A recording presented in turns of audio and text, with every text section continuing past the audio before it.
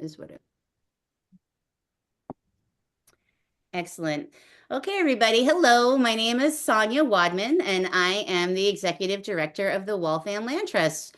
We are very happy to have all of you here for this fabulous talk with Michelle Grisenda. I am trying to advance my slide. Okay, this is what we'll do. Here we are. So, the Land Trust mission, really quickly, is to promote, protect, restore, and acquire open space. I think a lot of you guys know who we are, but for those of you who are new to us, we are like a friends group of friends of our creeks, friends of our parks and trails.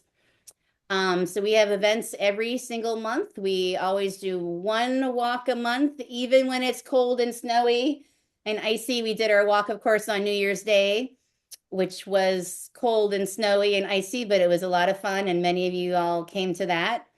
And then we also have Zooms, especially in the wintertime.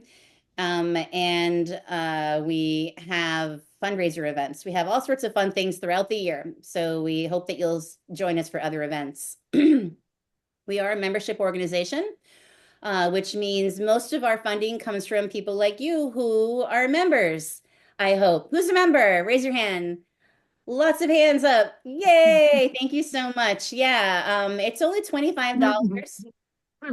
Only $25 for an individual or 50 for a household. And we do have a $15 living lightly veteran students option. And it's the same thing as being a regular member. And your membership dues help us pay for our fabulous Zoom presenters. And we have volunteer trail stewards, many of you who are on the call here. And so your membership dues help us pay for our tools and our trainings. And we are conserving land when we can and restoring it. So money helps with that, and printing of our trail guides and office space. Members get our newsletter, what we call the journal, twice a year in the fall and the spring. And every once in a while, we have an event where we charge. Generally, all of our events are free, but we have a couple of big fundraisers, big galas, so you get a little discount on that. And sometimes we do yoga outside, you get a like $5 discount on that. So it definitely adds up. 25 bucks, you save that if you come to our events throughout the year. So please consider becoming a member or make a donation at walthamlandtrust.org. Great. So our upcoming events include another awesome Zoom on Wednesday, February 11th with the folks from Green Herb Gardens who are going to teach us how to make pollinator gardens easily.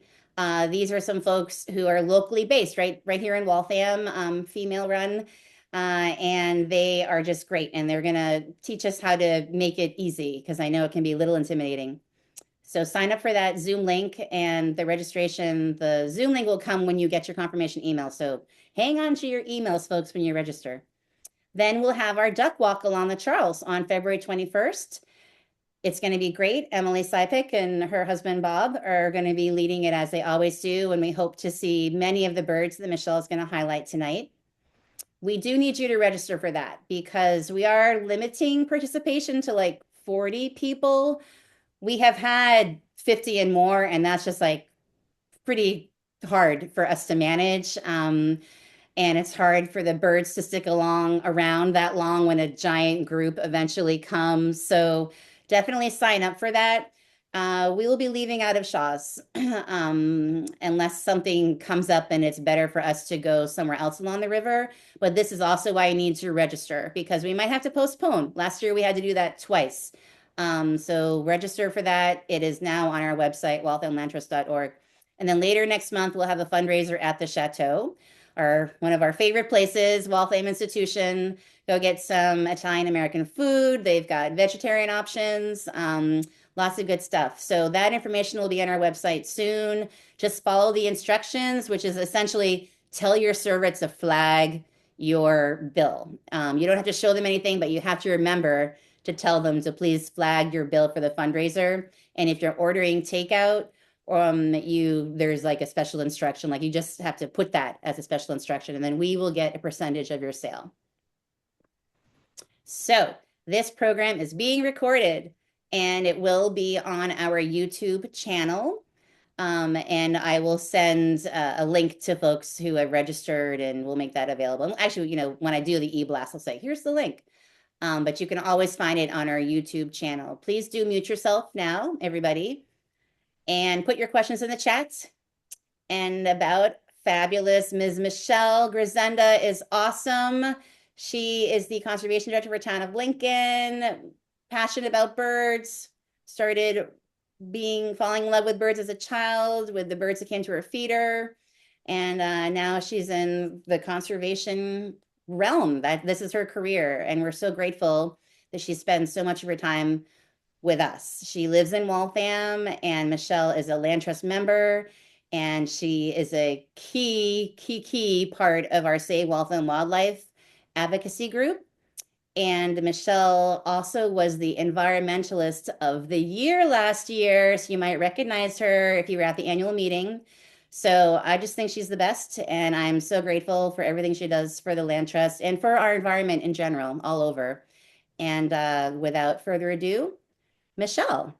And I'm stopping my share. Great. Well, thank you, Sonia. That was a wonderful introduction. And hello, everyone. I'm so excited to be here with you tonight. I mean, isn't it? I mean, the one sort of silver lining of COVID, I think, was the idea of Zooms and the fact that we can all be sitting inside on such a cool night but feel together and really chat about a topic that it seems like a lot of people are interested in. So I'm going to share my screen. I have it's going to be about a 45-minute to an hour presentation, but I'm going to try to make it interactive. So those of you who want to be typing away on the chat to answer some quiz birds questions will have a chance to do that. And then, like Sonia said, at the end, there'll be time for questions. So feel free also to add in the chat any questions you have along the way. So let me just get my screens all set here. All righty. Share. All right. Sonia, are you able to see that full screen? Awesome. Okay. And I see you, Sonia, on my little Zoom screen. So if anything comes up, you can just let me know. So the tonight's slideshow is called Waltham's Wonderful Birds. A lot of this actually came from content with a good friend of mine who's a birding expert from Weston, Michael Poponi, and lots of pictures from some of my birding friends, including Emily Zyfek, who's involved with the Waltham Land Trust and watching tonight. So a couple of her pictures are in here. There's a few pictures from Cornell All About Birds site that I kind of borrowed. But so you'll see lots of pictures tonight, and hopefully you'll gain some good knowledge on some of these birds. So tonight, what we're going to cover, we're going to talk a little bit about what birds are using Waltham throughout the different seasons and how their populations have changed over time. I also want to talk a little bit about how those bird species change between season to season in Waltham. I'm going to give you some tips for identifying birds, and then we're going to go over sort of my 6 favorite hotspots of birding in or near Waltham. And lastly, I'm going to give you some simple, some challenging steps that you can take that we should all be taking to help save the birds, because birds, along with a lot of wildlife, are in trouble right now. So it's really helpful that we can all come together and try to do some things to help them. So with that, let's start with some numbers. So I think it's kind of funny when I was doing some research on this to find out that in Massachusetts there have been 518 species of birds observed throughout the state of Massachusetts during one time or another, in the last probably 100 years. And it's just such a huge number of species. And 316 are regularly occurring in Massachusetts, at least during some part of the year. In Waltham, so I did a deeper dive to figure out like how many birds have actually been seen in Waltham. And I wasn't able to do too much research on it, so I'll have to like connect with Emily at some point and see what intel she has. But I did find this records from this Jason Forbes. It was a 2008 Waltham checklist. And he had a comprehensive list of 196 known birds to have occurred in Waltham. And at least 77 of those were breeding birds. That number's likely higher. And this is kind of an old checklist, an old resource. So I think it's probably even more since then, but it's kind of a cool number to start with. So I want to talk a little bit about what the bird species, what their population trends, abundance have been doing over time. Um, there are a lot of challenges that birds face in terms of climate change and habitat destruction. And so unfortunately, a lot of bird numbers have been declining, but we're going to start with positive and talk about the winners, whose numbers have actually been increasing over time. Now, some of you who have been in Waltham or in Massachusetts for a long time. And even, for myself, I've been in Massachusetts a long time, it seems like now.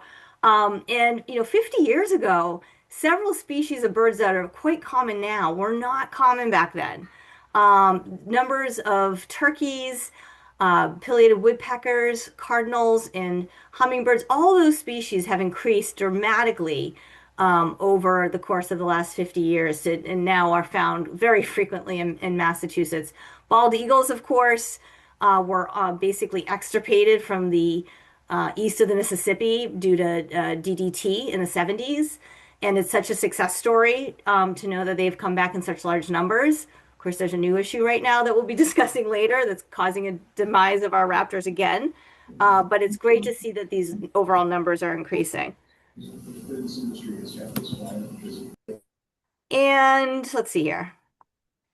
One in particular bird I wanted to point out is the red-bellied woodpecker. So then this is so cool. These are atlas maps from the Breeding Bird Atlas. And the upper right-hand corner is the atlas map from 1974 to 1979. And this is the possible and confirmed sightings of red-bellied woodpeckers. And I suspect a lot of us, especially if you're a backyard bird watcher, you see red-bellied woodpeckers quite often in Waltham and surrounding areas now, but in the 70s, they were non-existent. And then the bottom map is from 2013. You can see how ubiquitous the red-bellied woodpeckers are in Massachusetts. And the reason they've become increasingly more, quite a bit more popular in Massachusetts and in the Northeast is actually a combination of climate change in terms of it's gotten warmer. Also, a lot of invasive plants have persistent berries and different, and of course, there's a lot of insects that feed on those berries. And so there's a lot of reasons why some of these birds have started increasing their range to include New England. Unfortunately, there are a lot of birds whose populations have declined dramatically over the last 50 years. We have the northern flicker, which is another type of woodpecker, whose numbers are declining. American kestrel, that top right picture, is a beautiful, cute little falcon, whose numbers were much higher, 50 years ago, and mostly due to habitat loss. They're sort of like they love field edges. They feed on mice and frogs and snakes. And when those fields disappear and the large cavities they need in dead trees disappear, their numbers have also fallen over time. One of my favorite forest birds, the wood thrush with a lovely sound, has also been declining, partly due to habitat fragmentation. And red-winged blackbirds are on the decline list, although I have a hard time understanding that because you see red-winged blackbirds everywhere. But it's their overall population number that's been declining. The highlight I want to point out for the unfortunate population losers is the eastern meadowlark. This used to be such a common bird in the 70s, mostly because they do require large fields to nest in. And unfortunately, as we probably know, that oftentimes our farms are one of the prime areas where development happens. Or if a farm is not maintained as a field, you have to cut fields to keep it a meadow. They overgrow and become shrubland and forested habitats.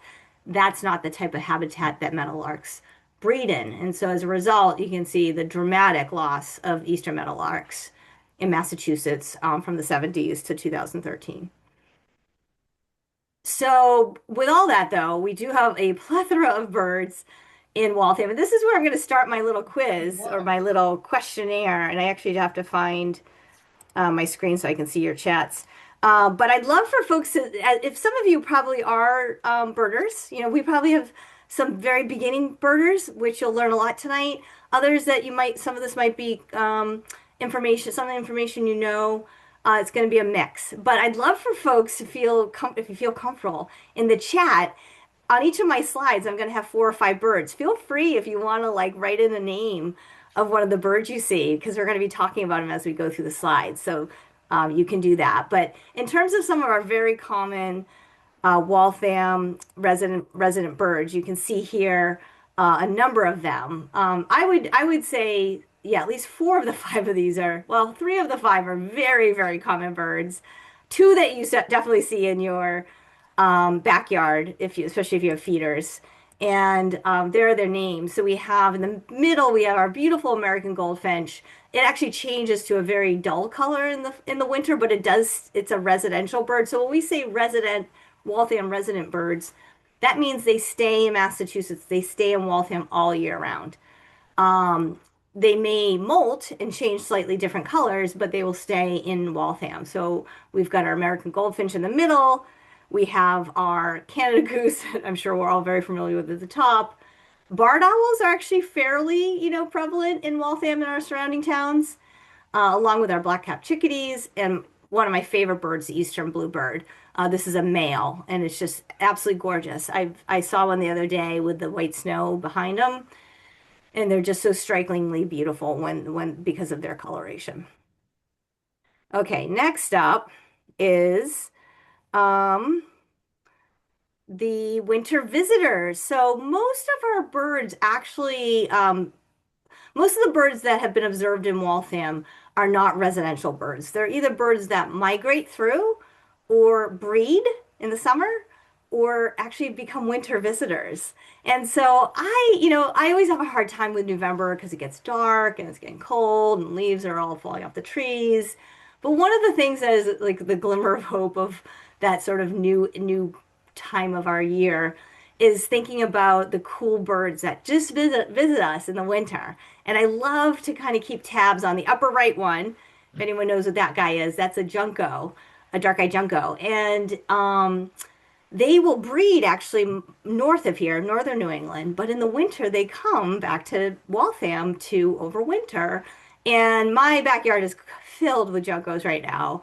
And I sort of keep a tab on like when's the first junco I see of the season and when's the last time I see them come May. Early May is when they usually disappear. So it's kind of a fun thing to kind of track each year. Along with that, we do have a white-throated sparrow in the middle. This one's actually a little bit duller than a lot of them, but beautiful bird with these yellow lores, and they also have this white throat, which is kind of hiding under his beak. We also have several sparrows that stick around beyond the white-throated sparrows. We have I should say not stick around, but come visit us, the American tree sparrow. And then we have some small little birds like the golden crowned kinglet.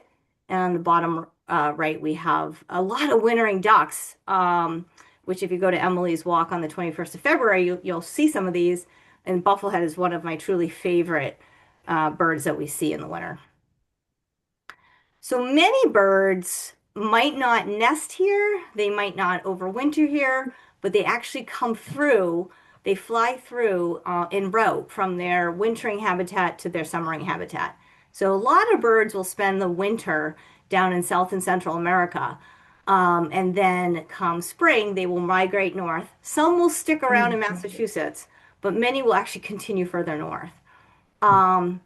Interestingly, thinking of this picture here, these guys all will they migrate and they'll stick around though for the summer. So these are migrant breeding in Waltham. So these are migratory birds, not just all they're not all songbirds, but they're migratory birds that will come to Waltham and then nest and then breed and nest, lay their eggs, have their babies, fly south come the winter.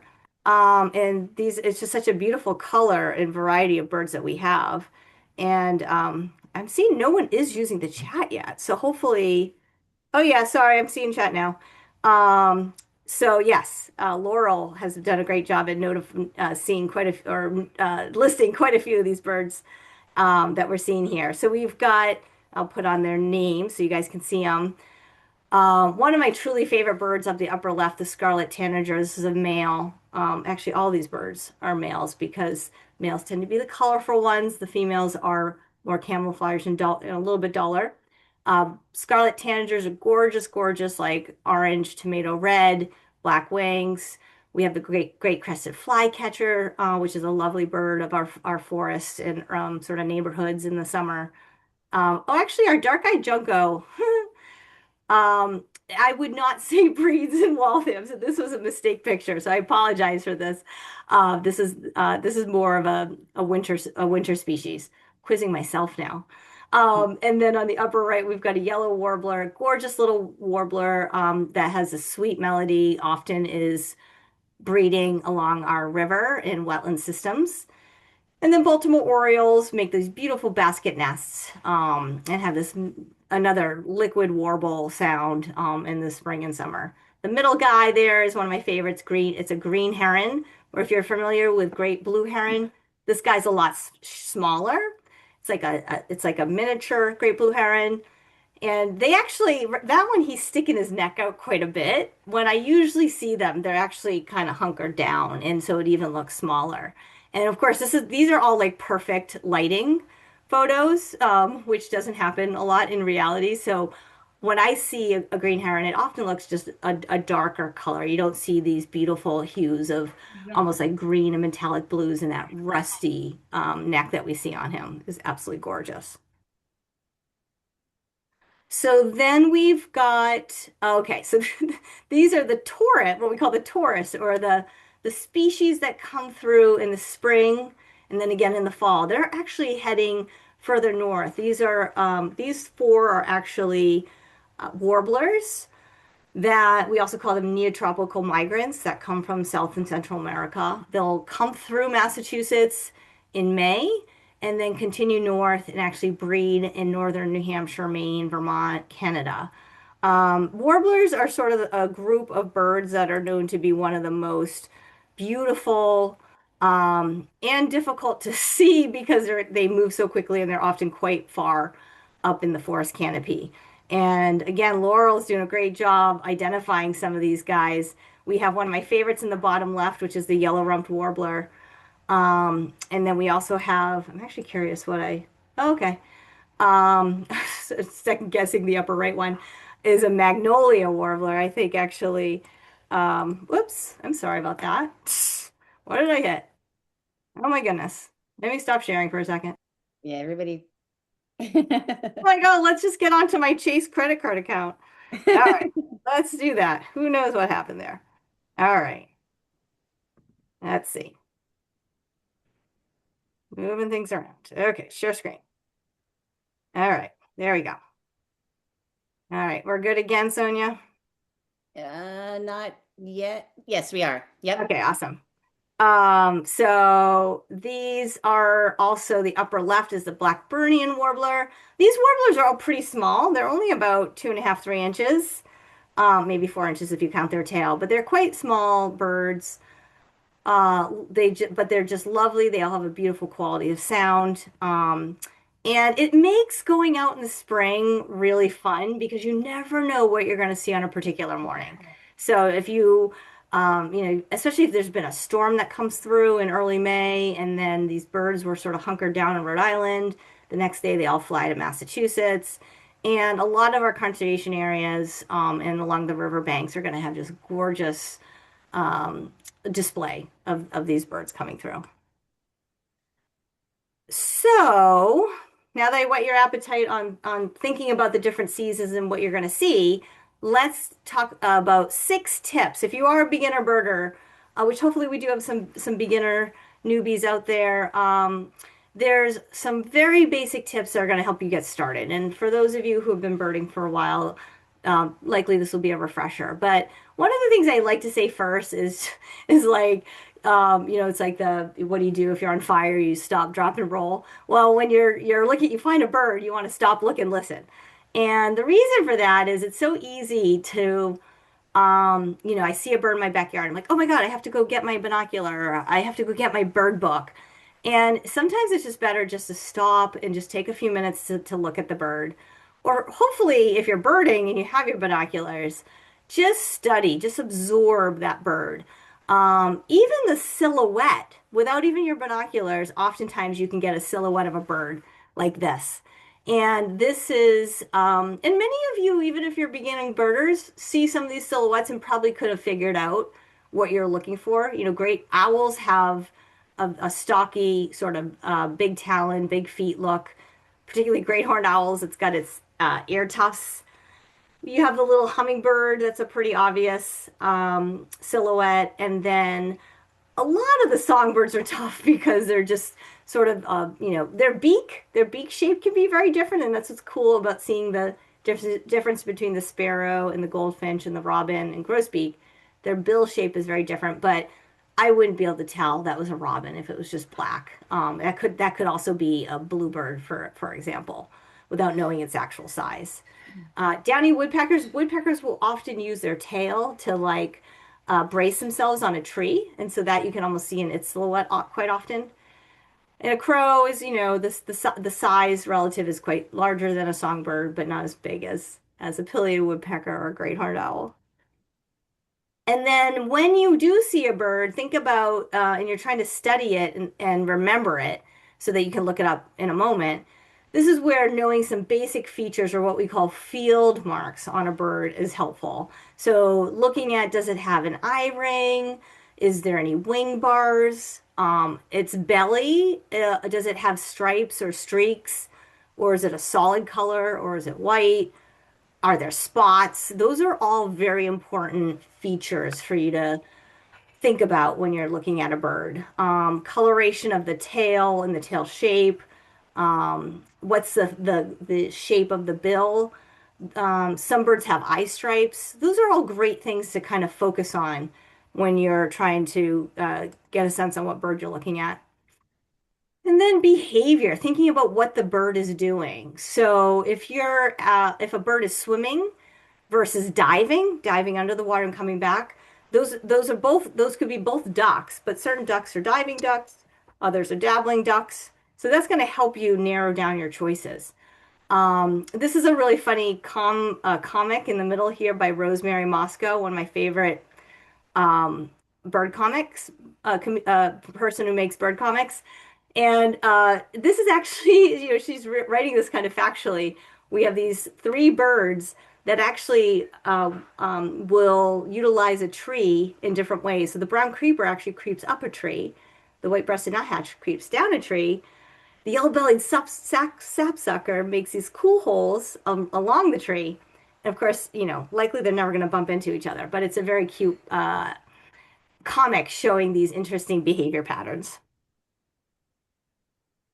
And then what I always tell new birders is going to different habitats, you're going to find different birds. So thinking about, are you in a field or are you at a pond? Are you along the river? Is going to sort of help me think about what birds I might see on that particular location.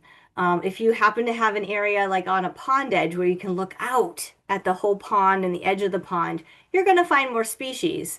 Whereas oftentimes at this bottom left, here's a catbird in a like a shrub. Once that shrub leaves out, it's going to be really hard to see that catbird. So earlier in the spring, before the leaves come out, are a really great time to look for birds in shrubby areas. Many birds love shrubby areas.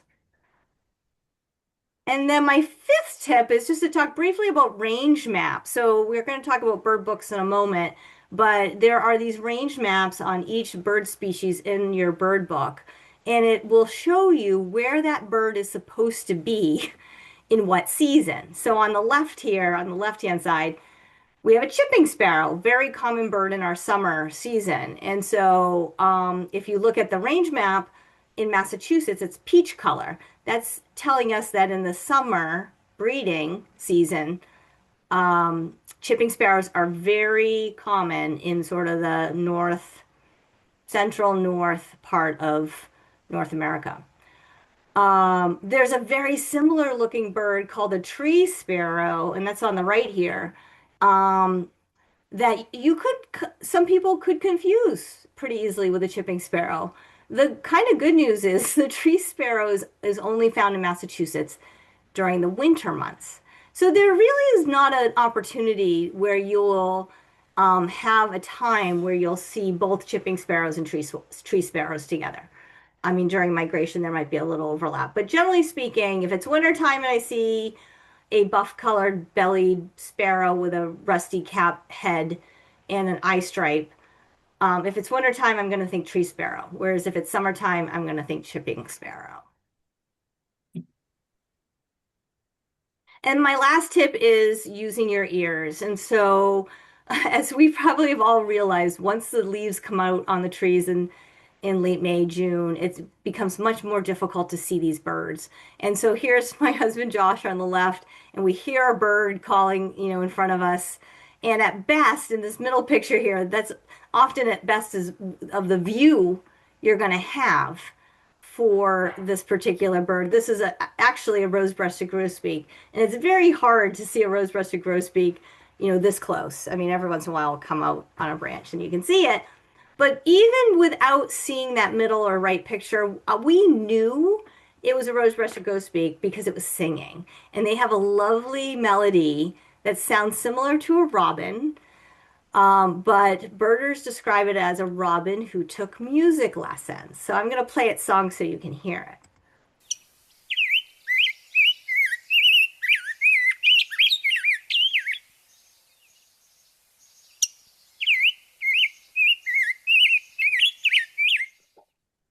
So just a lovely song. The we also often put um, words to what we're listening to, and we often think of that as saying cheerily, cheerio, cheerily, cheerio.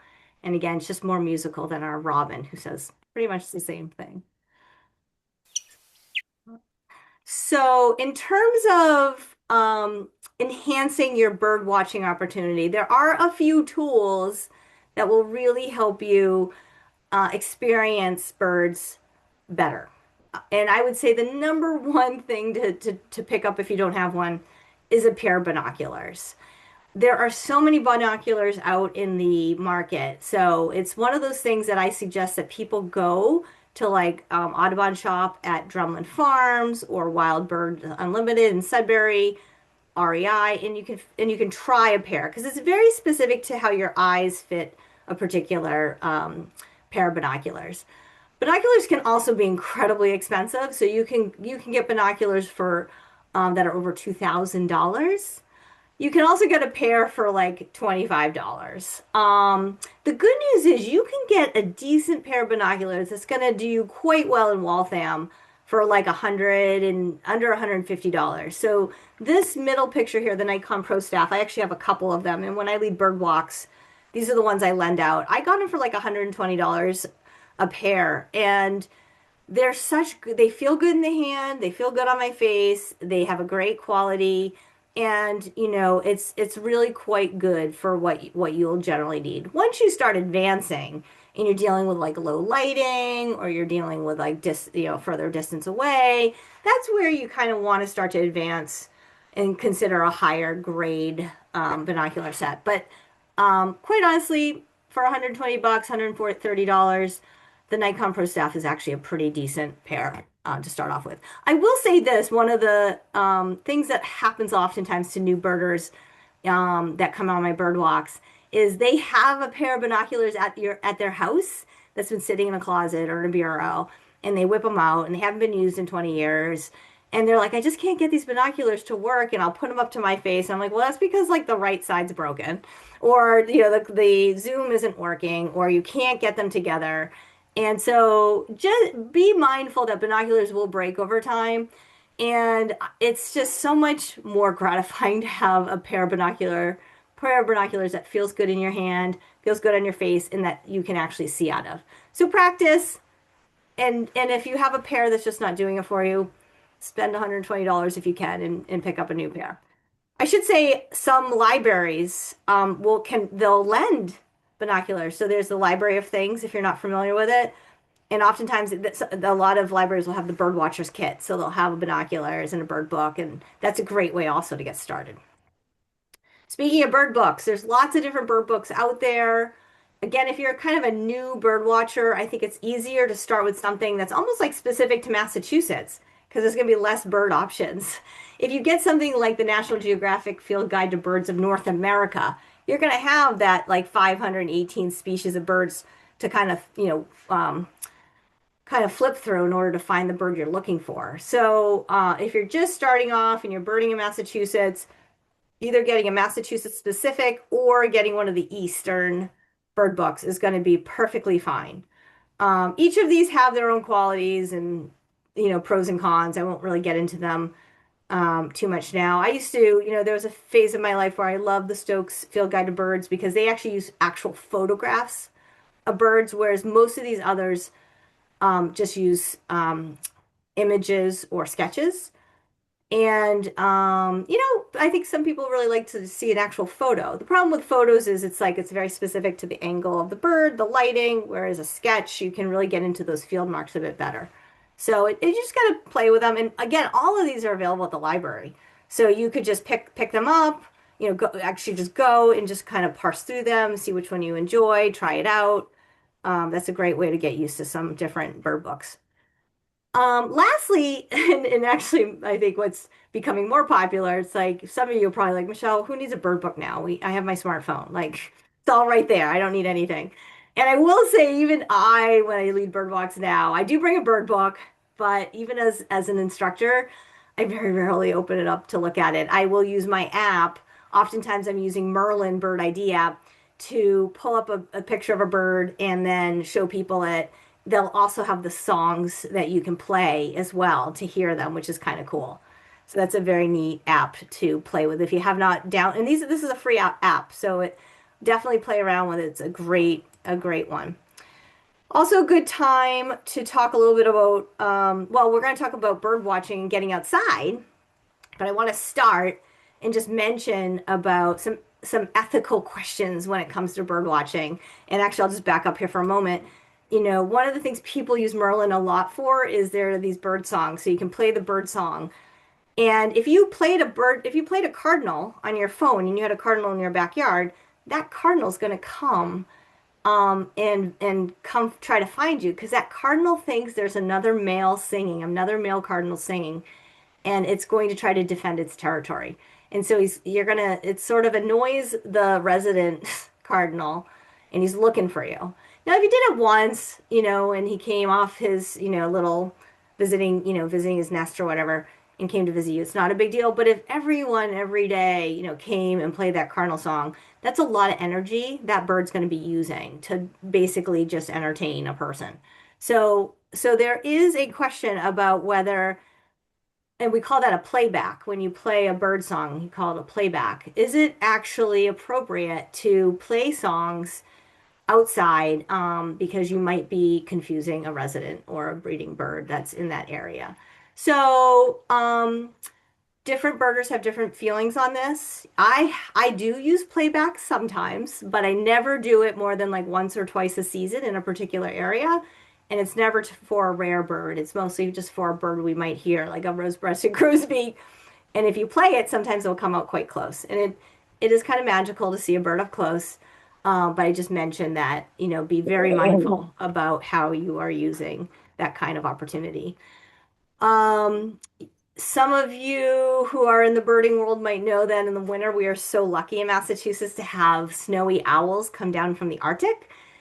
They don't, I mean, I'm sure they've come through Waltham, but I don't know of actually any known like observations of snowy owls in Waltham. I'm sure they fly through, but they are I wouldn't say common, but there's a handful of them that will hang out in Duxbury Beach and Plum Island and Crane Beach, Crane Estates, Crane Beach in the winter.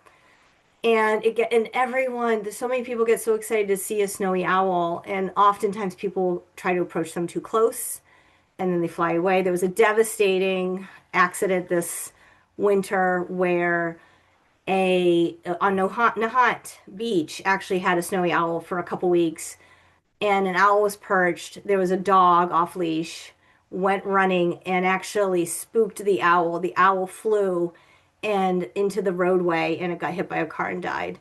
So it's a very classic example of like how humans and dogs and cats can affect our natural world. So be mindful of that. So you can go outside and bird any season, just like I mentioned a couple times. If you're joining Emily on February 21st, could be a pretty cold day, could be a really snowy day. You know, a lot of us would just want to stay inside maybe and just have a nice cup of coffee that morning, but you will see birds. You will definitely see birds and have a wonderful opportunity. In the summer, you will, I should say, probably my favorite time to bird is summer because you see so many, but it actually could be very overwhelming. I mean, you could have 50 species of birds in a 2 hour morning calling and singing and flying by, and that's super overwhelming for a new birder. So birding in the winter and fall can be actually quite pleasant because you might just have a handful on a particular time to see them. So thinking about the time of year, you're going to see different birds. They're all exciting though. Great, great to get out for everything. And, oftentimes I recommend that. Well, some people will be like, "Oh, I went for a walk. I didn't really see or hear much." And it's sort of like anything in life. If you're walking with a friend and you're talking, you're not going to be as focused on birding. And so I really recommend finding a sit spot. Could be a bench along the river. It could be just a field in one of our conservation lands and just wait 10 minutes and see what starts to pop out. And it's really quite wonderful to kind of see the birds that start to sing or come into your view after a few minutes. But if you're constantly moving, it can be more difficult to hear or see birds. During my bird walks in the spring, it's sometimes hard to get out of the parking lot because we're hearing so many things right where we start. And after like 20 minutes, I'm like, okay, we just have to leave like the parking lot and get on a trail because we could spend 2 hours here. But it's also fun to get into the woods and see what else you see. Oh, then there's also the thing about waking up early. So here's my secret. I am not a morning person, which is hard for a birder because birds love to sing at dawn. So like at 4:45 in the morning, 5 in the morning to about 8 in the morning is the peak time to hear a lot of our birds in the summer. It doesn't mean if you go out at 9 or 10, you're still going to hear stuff, but that 5 to 8 a.m. is really the prime time for a lot of birds. Dusk is okay too, but not as good. And then in July, it really quiets down. Like birds kind of have siestas too when it's hot. So if you're out there from noon to 4, 5, 6, you're not really going to hear many birds. So you have to kind of think about getting up early, motivating and getting up early to see some birds. I did spend a stint in college doing breeding bird surveys where I had to get up at like 3 in the morning and like get out to these sites through a 6 week period to do these point count surveys in northern New England. And I look back and I wonder how I did that. That's the best. Um, so also, and so, I know my New England birds and I kind of know most of my North American birds, but not great. And so I went to Arizona last year and my husband and I just went on a little walk and I was seeing and hearing all this stuff and I was like, man, I feel so overwhelmed. I couldn't really get good looks at stuff. I couldn't figure it out. It's very frustrating. And then I found like Catalina State Park was having a free bird walk the next morning. And we got up early and drove over and went. And we had like 45 species of birds, well over half that I had actually would never identified myself, a couple handfuls that I had never seen before. And if it wasn't for an expert with a scope pointing stuff out, it just made me feel so much more comfortable and confident on what we're seeing. So my suggestion to you is really look at different birdwalk opportunities. Waltham Land Trust leads birdwalks basically throughout the year, usually at least seasonally. If they will have me back, I will gladly, lead a walk again this summer to a couple of my awesome spots. So there'll be those opportunities. Our friends at Mass Audubon hold so many different walks for folks to enjoy as well. So think about that. And shameless plug for myself, I do often lead bird walks and birdsong identification classes through our local community ed programs. So if you are interested in learning a new language of birdsong or going on one of my walks, I will be leading with Arlington, Concord, Lincoln, and Newton. Waltham does not have a community ed program. Otherwise, I would do Waltham. But so you can check out my programs through those classes. And those would be the spring brochures. So probably in March or April, those will be listed. And my bird classes start in May. So now I'm going to go through six of my favorite hotspots of places to go look for birds in and near Waltham. We're going to start with Prospect Hill, which is sort of, I don't know, I'd call that like West Central Waltham, I guess. Two is going to be Store or Payne Conservation Land over here. Actually, I would call that Dead Center. The Charles River, which actually kind of goes along the entire southern part of Waltham. Wonderful place for birding. We're going to highlight and feature a few birds from Beaver Brook North on the upper northeast section. We've got Mount Feake Cemetery, which is near the Charles as well. And lastly, I'm going to do one quick slideshow for spitting distance from Waltham in Weston at what's called Duck Pond. So very quickly, and I'm checking time, so I want to make sure I'm going to speed up a tiny little bit. But Prospect Hill, of course, gorgeous area. It's 252 acres.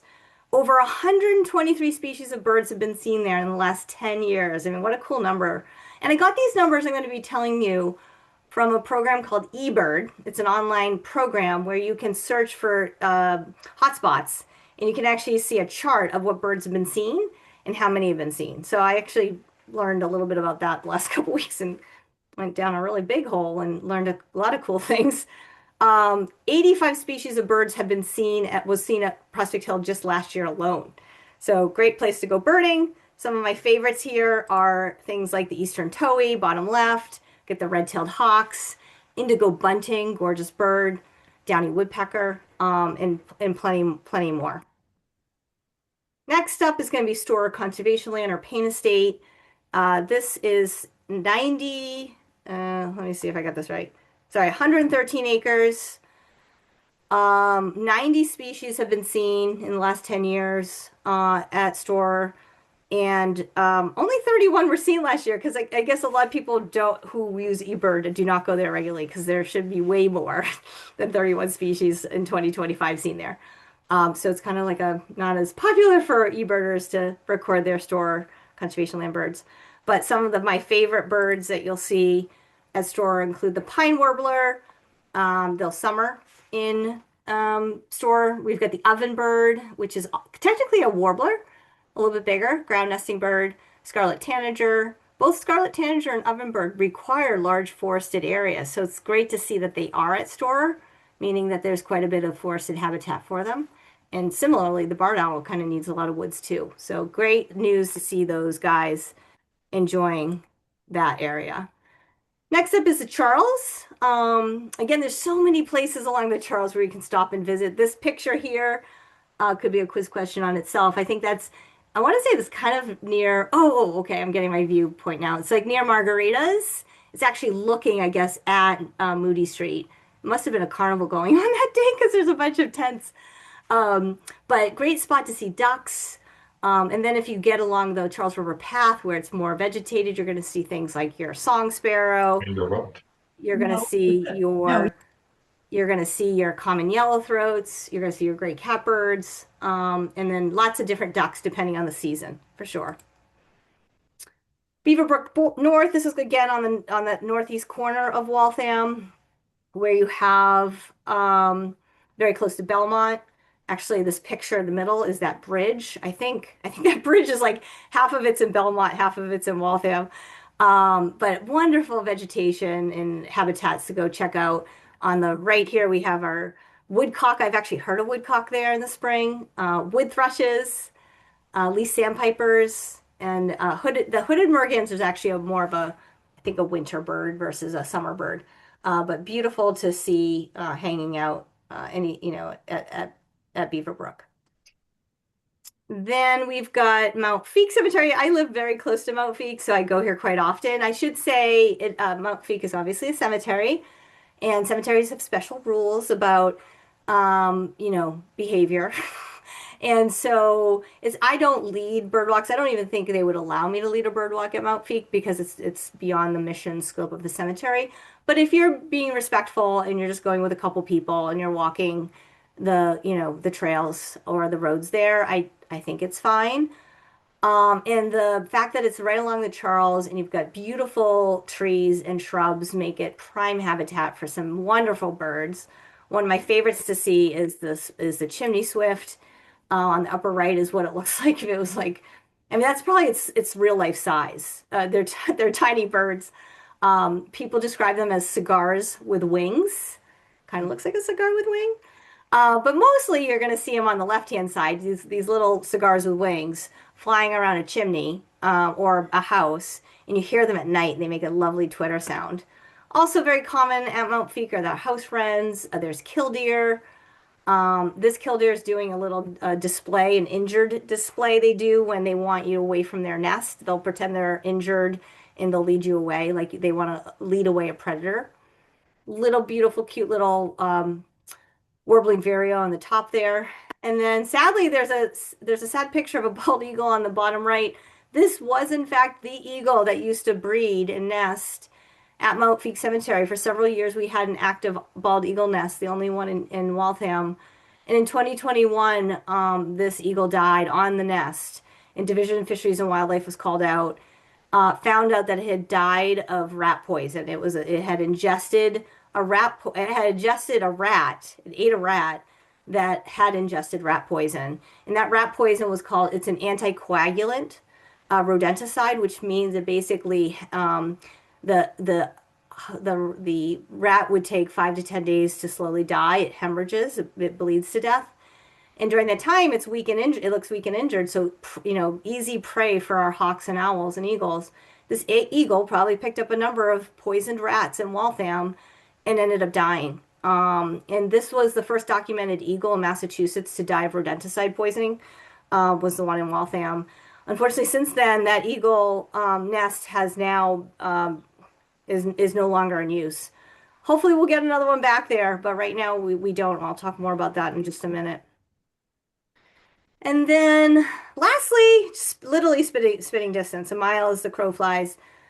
Just over the border in Weston is this awesome place called Duck Pond. It's right off the rail trail, which now you can easily get to because they just redid the trail bridge over the Fitchburg line. So you can park near Jones Road and literally like go 200 yards, 300 yards, maybe 400 yards over the bridge.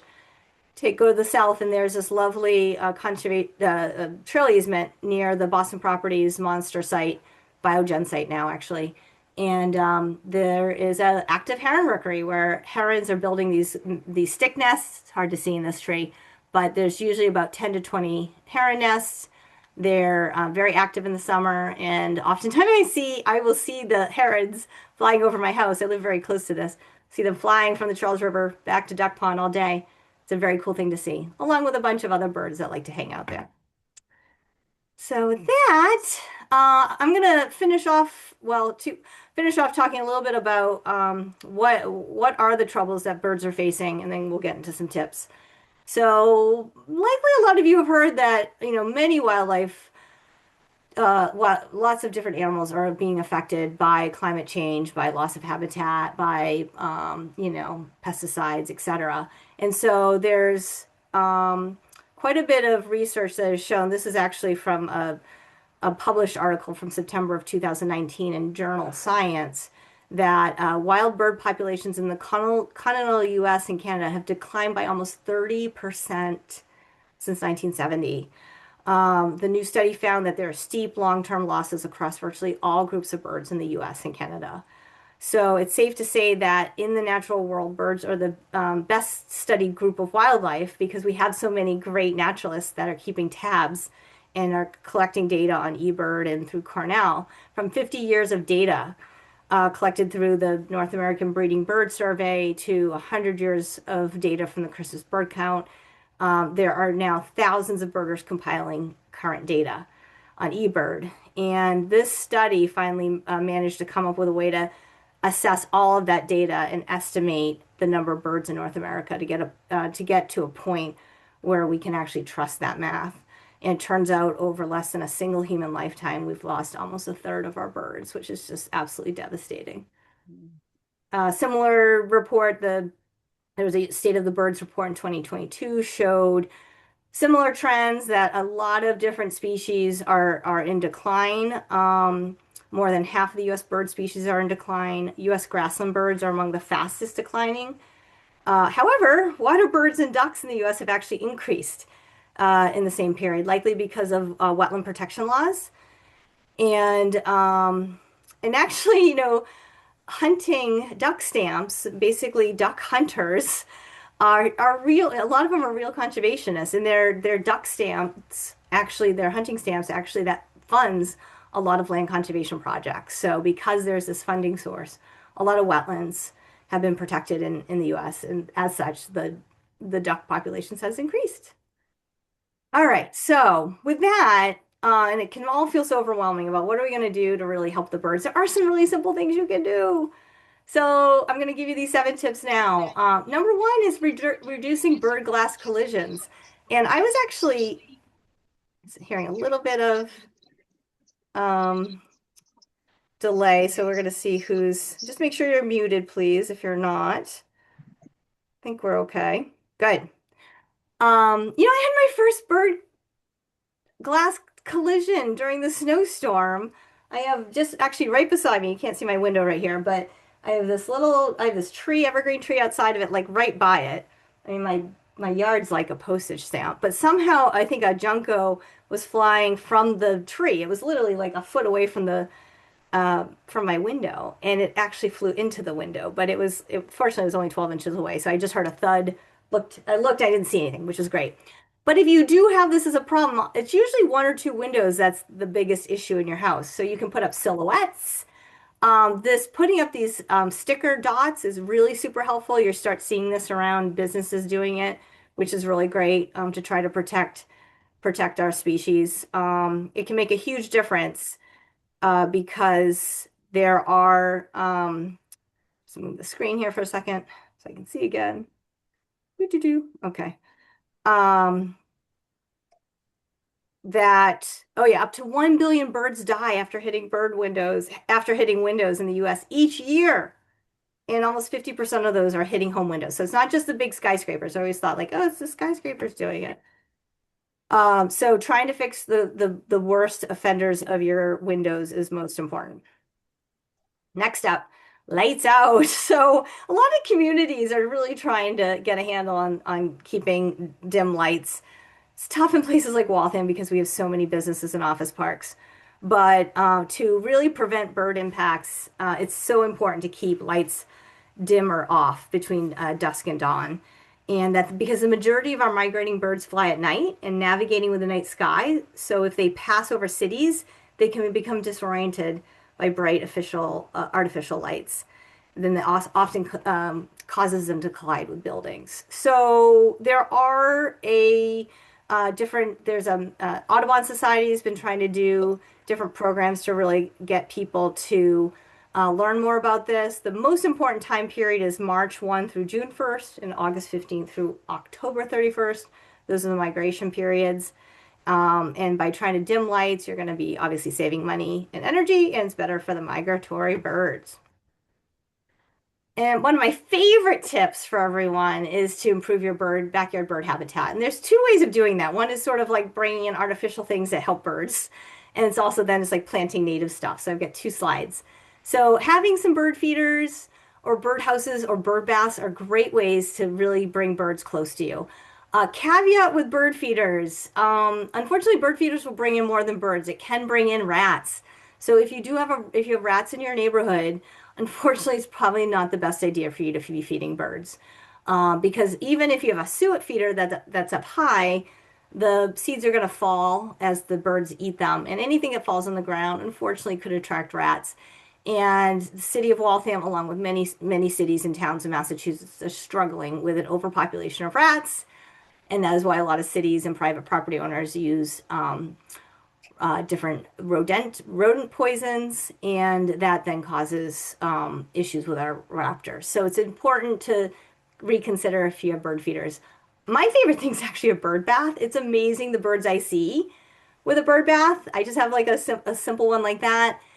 And I change the water every 3 days, so I'm not breeding mosquitoes. And that's so fun just to watch the birds take a bath. I had a robin just sitting there on a super hot July day, and a bee actually came in and landed in the water and was kind of like trying to get out, and the robin was so excited, just like scooped it up and ate it. So it's kind of fun to watch. And birdhouses. It's really fun to have birdhouses.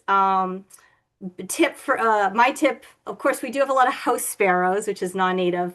So if you want to not attract house sparrows, you can do you can have a nest that has a tiny hole, a nest box that has a tiny hole for house wrens. And I put up a house wren box a couple years ago, and within like 3 days of putting it up, I had a house wren nesting in it. So it was super fun.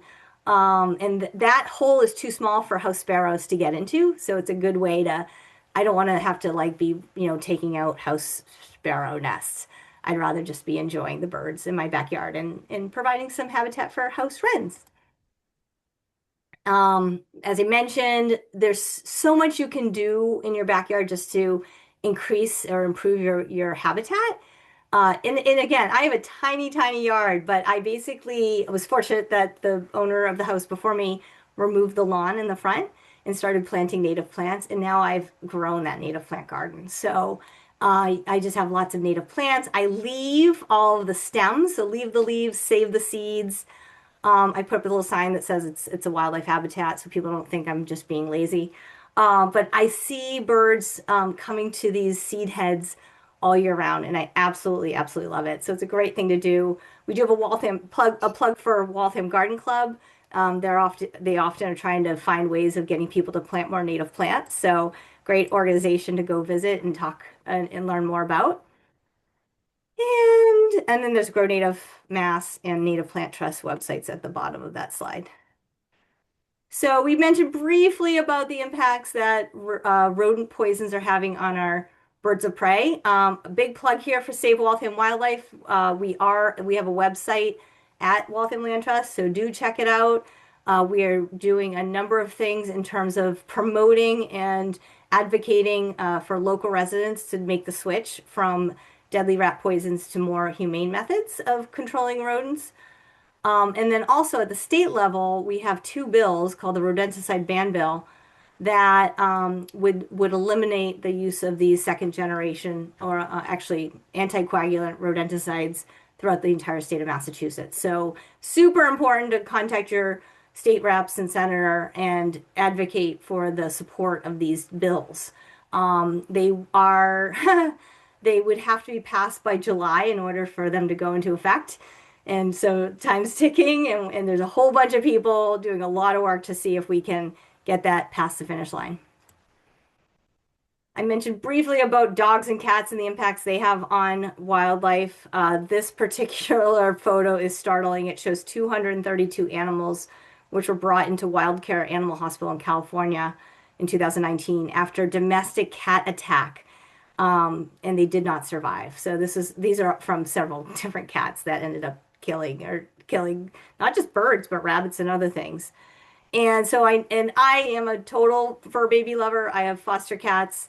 But make no mistake about it, cats that roam outdoors kill approximately 2.4 billion birds every year in Massachusetts, making cat predation by far the largest source of direct human-caused mortality to birds. A lot of predation occurs where housing areas border open space, which does happen a lot in Waltham, allowing cats to easily cross into wild areas. Ground nesting birds, which are already a rapidly declining group, are especially vulnerable. And dogs are not off the hook either. In one study in Australia, dog walking in woodlands led to a 35% reduction in bird diversity and a 41% reduction in abundance. I'm not asking you to trade your dogs and cats for the birds, but I am asking you to take some simple steps that could help birds out. So what should you do? Honestly, folks, keeping cats indoors is the safest thing for your cats and the birds. And I know that's hard for a lot of people to hear and understand, but cats just do so much damage to our outside wildlife. Dogs, ideally, if you're visiting conservation areas, you should have your dogs on leash. And I think actually in Waltham, it's required to have your dogs on leash. And that helps keep the scent of dogs just to the trail treadway. You should be always picking up after your dog and obviously respecting trail rules. Like I said, I think most places in Waltham, you're supposed to have your dogs on leash. And even when you're visiting places like Weston, I worked in Weston, I now work in Lincoln. where you can have dogs off leash. They still have to be under voice command. In certain areas, leashing is still required. And then my sixth tip is to reduce your carbon footprint. We were talking about how climate change is affecting birds. So by having an opportunity to reduce our carbon footprint, it's all for the good. So buying locally, reduce, reuse, recycle, great ideas. I'm a huge coffee drinker, so big plug. Actually my husband just made the order for Dean's Beans today, one of my favorite brands, and type is the Migration Celebration. So this is made with shade-grown, bird-friendly coffee. Huge fan of Dean's Beans. And then we're lucky, in Newton, there's a place called Fulfilled Goods where you can bring your own containers and get bulk foods there, which is a great opportunity. And of course, in Waltham, you can travel by foot or bike, a lot of places, and just shop locally. I think that's so much more important, and it helps our local businesses. So, that was number six. I guess this is number seven, is just learning more and getting outside. So this is my final slide, folks. Um, Big plug for the 2026 Great Backyard Bird Count. That's happening on February 13th through the 16th. It's a super fun way to get into birding. It's for all levels. You're basically just birding in your backyard if you want, or a certain place of your favorite interest. And Cornell, or I should say not a Mass Audubon, but National Audubon, is holding these free live YouTube events February 5th and 11th. So you can go learn more about birds and how to get involved. And you can go onto the birdcount.org to learn more about that. And then my last plug of the night, again, is for the February 21st Waltham Land Trust annual duck walk along the Charles. As Sonia said at the beginning, you can go on to Waltham Land Trust website to register for that. And with that, that was a lot of talking on my end. I'm going to stop sharing. And That was awesome. Round of applause. Yay. You're the best. Awesome, awesome, awesome. Thank you so much. So definitely this has been recorded. And it might take my tech team a couple of days to get it all ship shape.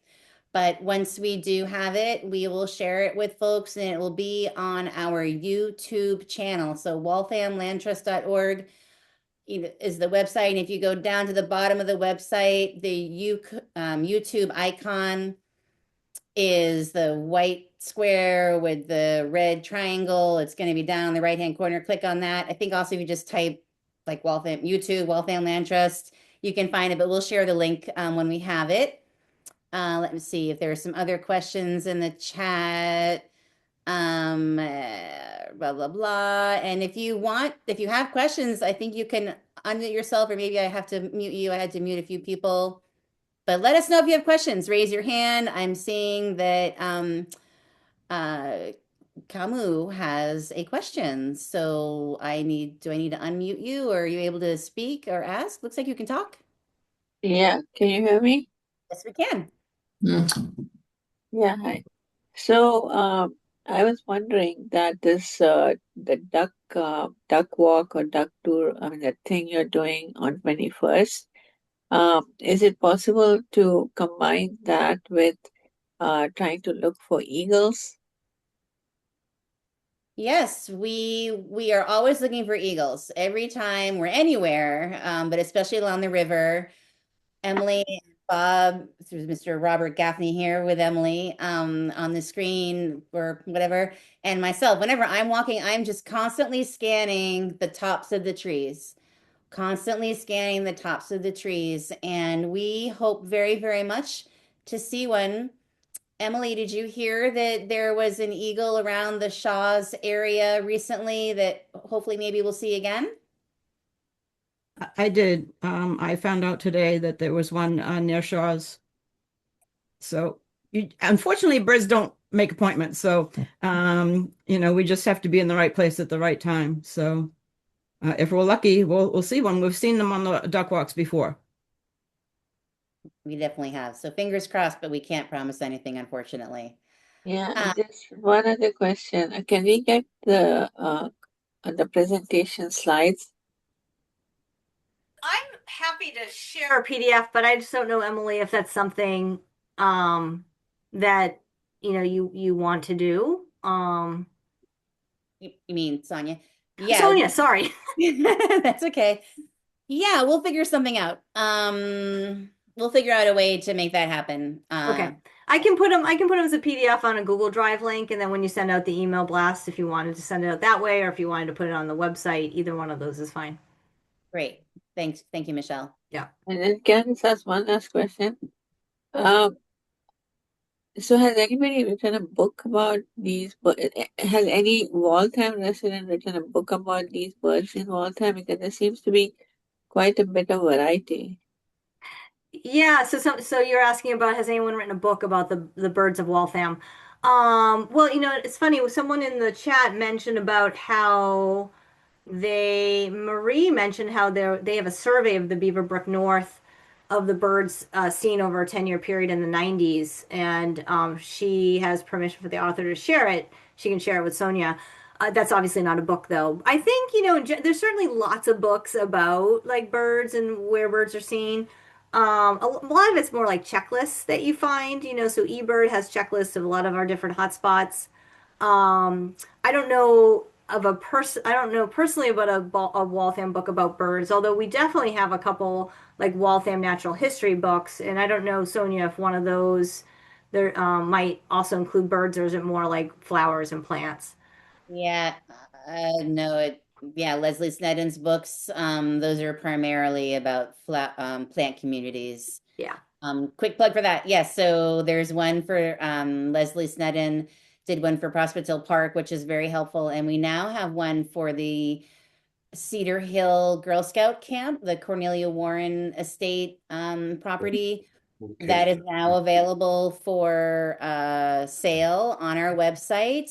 But Cedar Hill is privately owned by the Girl Scouts or however that works. So you can't just go there. You have to call them to ask for permission to go. But definitely check out Leslie's books. They're available for sale on our store tab on walthamlandtrust.org. It's just $20 and the money comes to the Waltham Land Trust. Prentices, Doug and Liz, how can we help you? Michelle, great job. Thank you very much. That was wonderful. One comment and one question. Um, and this is a little outside Waltham, but 100 years ago, Liz used to be a member of the Mount Auburn Cemetery Bird Walk. 'Cause you talk about Mount Feek. She used to be there, unlike you, at 5 o'clock in the morning. Do you know if they still have that? Because that is a quite a resource.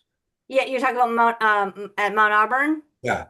Yeah, Mount Auburn is like, the stadium seating for birds, particularly during bird migration. So Mass Audubon and Brookline Bird Club will often hold bird walks at Mount Auburn Cemetery throughout May.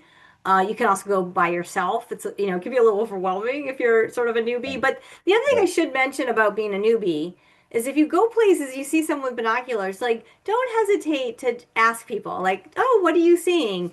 Most birders are patient and eager to share their knowledge with other people. They can seem like a little daunting, set of people. And even I felt that way. I've gone hawk watching and I've shown up on the top of Putney Mountain in Vermont. And you've got a list of like 10 people in their, chairs with their scopes all staring, and you walk in and they just kind of glare at you. And you're just like, hi, birders, what are you seeing? And sometimes you'll get people who are very much like, I can't talk to you. I'm staring at the sky and I must count birds. But most birders are going to be very open to it. So, feel free to go to Mount Auburn Cemetery on a May morning. And if you see a birding group, ask what they're seeing, participate. But I find it kind of enjoyable if you can find a walk to actually join. And like I said, Brookline Bird Club, Mass Audubon. Probably if you just Google like Mount Auburn like bird trips, you'll find some there.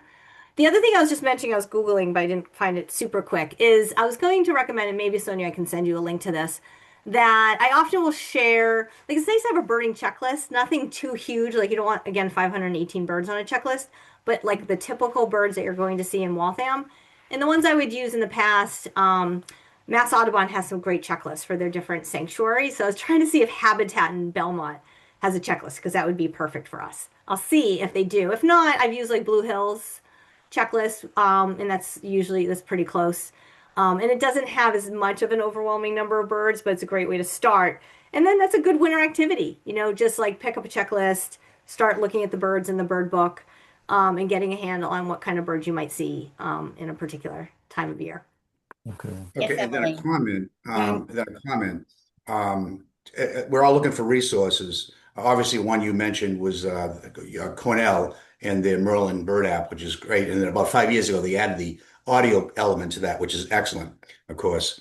Another one that's on Sunday mornings at 9:30 a.m. is Ray Brown's Talking Birds. If you heard, I'm sure you've heard of that. He's tremendous. Oh, great. So is that when you say 9:30, it's actually, was it on radio or is it on? Okay, yeah. So it's 9:30. It's AFT. It is. I think it is out of Marshfield, Mass. Not live at 9:30, and then he has his podcast. Um, let me get the 95.9. So that's Okay. WATD. It's live at 9:30 on Sunday mornings. It's a half-hour show. I think it should be like 2 hours. And I wrote to him one time, and he goes, "Yeah, I hear you." He has specialist David Sibley. He brings on. He has what he calls audio postcards. People from around the world sending audios of when they're out visiting and bird watching and so forth. He has special guests. He has the character out of Birdwatcher's General Store in Orleans, Mass. At the last 5 minutes of the show, but it's so informative. And he's actually did a piece on PBS, I think, on Windows of the Wild in Boston Common. He was wonderful. It's live at 9:30 Sunday mornings, but there's a podcast, and he's got I think, over 1,000 shows that you could go back and research. I mean, it's wonderful. It's so informative. That's awesome. Thanks for that tip. And to that point too, there's so many great podcasts out there. Right, So right. yeah, definitely a good one to suggest. Thanks. I do see Emily's hand. Yes, about Mount Auburn, and there's another place I thought of in Waltham that I can interject to. So Mount Auburn, Mass Audubon, which Bob and I are both members of, will lead walks frequently, and the Brookline Bird Club even more so. So in May, they'll start ramping up, and they'll be going there 3 to 5 times a week in May. And Brookline Bird Club, like Waltham Land Trust, you can go on their walks without paying. However, they do depend on donations. It's $25 a year to be a member. Also, Gore Place has invited Brookline Bird Club to do walks, and so they do a couple of walks a year there last year. And I did one there last year with them, and I was really surprised at how many birds there were across the street from Gore Place. There are red-tailed hawks and other birds right in Gore Place, but across the street, which is actually, I think, Watertown Conservation Area, there were a lot of birds. So that's another place that will hold walks is the Gore Place. Cool. Thanks for the tip, Emily. I do see a chat question, which maybe I might ask. Um, let's see, it was Elizabeth Holder asked, can you give a brief explanation of the numbers of binoculars? I'm trying to understand what you mean by numbers. So if you want to unmute yourself, Elizabeth, you can ask that. Sure. Right.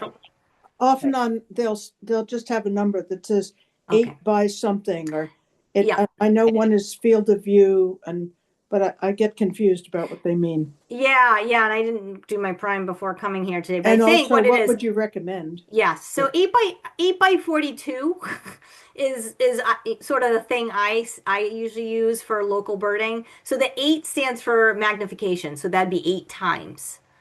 People sometimes have 10 times, but the problem with a 10 times zoom is it's harder to keep it stable. So you get like a little bit of a shake factor unless you're super stable, which clearly I'm not. And then the 42 stands for, I think it's the millimeters of the diameter of the bottom part of the glass prism on the end of your binocular. So, and that, the size of that will determine how much lighting comes into your binoculars. So 8 by 42 seems to be a decent one. I do have, I guess it's in my kitchen. I have usually smaller pairs of binoculars would be less. Like you might get one that's a 7 times or like 7 by 35. But 8 by 42 it tends to be what mine are. Thank you. Are there other questions, comments? Places that other folks have seen birds around? I know that Emily was also part of a lucky group who did some birding with Ranger Adam Green and a like hotshot birder at the 200 Trapello property. But that was, we're not allowed to go over to that area in the nature area, but I'm going to reach out to Ranger Adam and see if he might be able to hook us up with another bird walk. And that did take place rather early in the morning, so that's why I wasn't on it. But I understand that's a great place over there. Yes, Elizabeth. Do you know why that's closed? And could we push to get it opened? I live across the street from it, and the number of hours they close that place and the restrictions are kind of driving us crazy in this neighborhood. Yeah, I'm afraid I don't know much about that. It's a complicated area, complicated situation. I know that the nature area had some vandalism, or there was some stuff that was going on over there, so that's kind of why they shut it down, just the nature area part for a little bit. Emily? Actually, if you know who your counselor is, you might want to contact them and ask them why the hours are as restricted as they are, and whatever other questions you have. Thank you, I will. Yeah. Thank you, Emily. Yes, that's people should always be reaching out to their counselors when they have concerns, questions, and suggestions. Please, please. And if you need assistance on finding out who your counselor is, feel free to reach out to me and I'm happy to figure that out for you because that's very important to the land trust. We want to involve our members and supporters and our city councilors. So thank you. Yeah, and Others? with that plug too, it's a great opportunity to talk to your city councilors about so many conservation matters. I mean, here we have a collection of people who I think care about birds, care about the environment. And we've got some challenges in Waltham with the rodent problem. City councilors are getting calls from residents like there's too many rats, and we are very concerned that there might be currently right now the city of Waltham does not use rodenticides on city property. They use mostly snap traps, but because they're getting so many calls and complaints, we're concerned that they might switch back to rat poison. So always a good opportunity. There's no problem for you to email your city councilor and be like, hey, I just want you to know that I'm really concerned about our predators and hopefully we're not using rat poison and hopefully we can find integrated ways to reduce the rat population without using poisons. Or, hey, there's this, area in town that I think is beautiful and it's not protected. And wouldn't it be great if we could, consider purchasing that, or if there's ever a land protection deal? Like, it's so important for your city councilors to hear you just express interest in the environment and conservation in Waltham. So don't ever hesitate to just shoot off an email to your counselors. Yes, Emily. Emily. One more quick thing, just in case people don't know, bait boxes look exactly the same, whether they have snap traps or rodenticide in them. If they have second generation anticoagulants, they should be labeled. Unfortunately, often they are not. Right. Yeah, it's hard to tell. By seeing a bait box, you can't tell what's in them, basically. Thank you. Emily, Sonia, I'll turn it back to you. Yeah, so thank you, Michelle. We absolutely would like you to lead some walks in the spring, summer, fall, whenever you're available. And Emily and Bob, we're excited for February. And in any other walks, I know that the walk along the Gore place, maybe we can see if they'd like to invite the Land Trust to have an event over there. And of course, we do walks everywhere. I mean, the Pain Estate, the Beaverbrook North, we go to all these spots. And Emily's often with us and she always, will be shouting out and pointing up at things. And I do my best, but I really don't know very much. But other people are always on the walk, so we're always sharing, what we see and hear, and that goes with plants too. So do check us out. If you don't get my e-blast, you will after you signed up for this. I'll be adding you to our e-blast list and check out our website, sign up for the bird walk. I think that's it. Closing, any last burning questions? We just want to thank you and thank Michelle. Very informative and great evening. Nice way to spend a nice evening inside on such a cold night. Right? Absolutely. I know. Stay warm, Definitely. everyone. Three more. Thanks, everybody. I'm going to end the recording. Thank you for participating. And all right, I hope you all have a great evening and stay safe, be well, and hope to see you on the 21st. And sign up for the pollinator garden Zoom as well, because as Michelle pointed out, that's a great way how you can help out birds. I already did. Hey, all right, everybody, take care. Good night. Good night. I think I'm going to end the meeting. Yeah, So we'll talk soon. bye. Bye. Thank you. Bye bye.